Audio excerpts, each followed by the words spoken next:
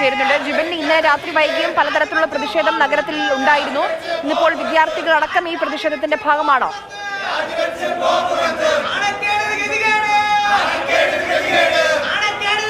അത് തന്നെയാണ്. അതായത് ഈ കഴിഞ്ഞ കുറച്ച് ദിവസമായി 5 ദിവസമായി തിരുവനന്തപുരം നഗരത്തിൽ കുടിവെള്ളക്ഷാമം വളരെ വലിയ രീതിയിൽ എല്ലാവരെയും ബാധിക്കുന്ന ഒരവസ്ഥയാണ് ഉണ്ടായത്. ഇന്ന് രാവിലെയോടുകൂടിയാണ് ഈ ഭാഗികമായെങ്കിലും ഈ ഒരു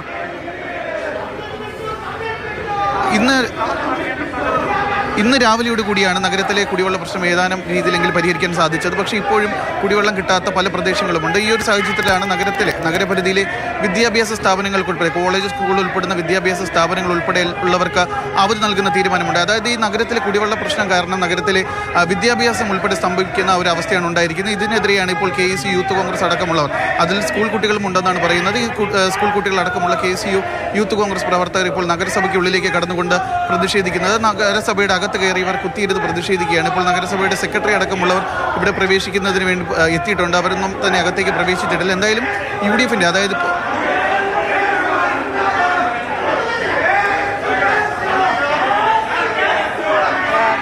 തിരുവനന്തപുരം കോർപ്പറേഷൻ അകത്താണ് ഈ പ്രതിഷേധം. ഇപ്പോൾ പോലീസ് ഇവരെ ഈ പ്രതിഷേധക്കാരെ മാറ്റാൻ ശ്രമിക്കുകയാണ്. അത് കയ്യാങ്കളിയിലേക്കൊക്കെ കാര്യങ്ങൾ എത്തിക്കുന്നുണ്ട്.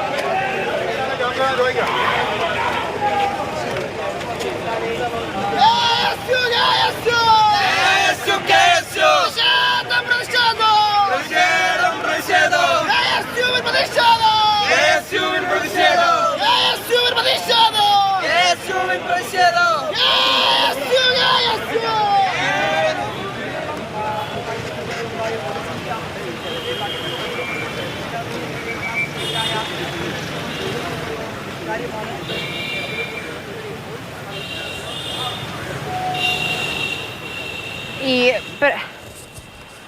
നഗരസഭാ ഓഫീസിനകത്തായിരുന്നു KSU പ്രവർത്തകരുടെ പ്രതിഷേധം. ഇപ്പോൾ പ്രവർത്തകരെ അവിടെ നിന്ന് പോലീസ് അറസ്റ്റ് ചെയ്ത് നീക്കിയിട്ടുണ്ട്. പ്രതിഷേധം അവസാനിച്ചു. നമുക്ക് ആ ദൃശ്യങ്ങൾ അല്പസമയം മുൻപായിരുന്നു പ്രതിഷേധം ഉണ്ടായത്.